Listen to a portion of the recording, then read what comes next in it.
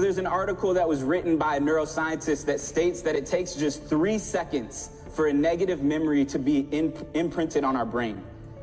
But it takes 14 seconds for a positive one to do the same thing. So basically, negativity is like a fly to a bug zapper in our brains. We're drawn to it and we move towards it.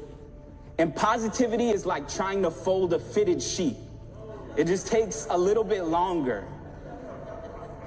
And so when I learned this, I started a practice where when I experience something positive or pleasing, I pause in it for 14 seconds. Looking at a sunrise or a sunset, when I have a happy thought about someone or a really great meal, when I see an act of kindness, I'll sit in that moment or that thought for at least 14 seconds.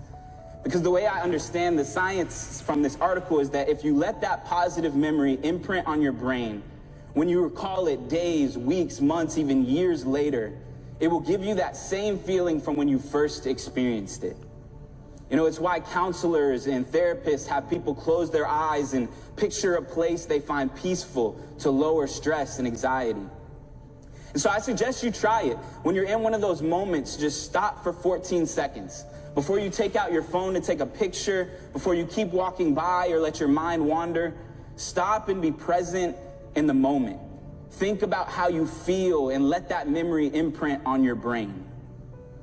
I say that all to reiterate that our minds are wired to focus on all that is wrong with the world.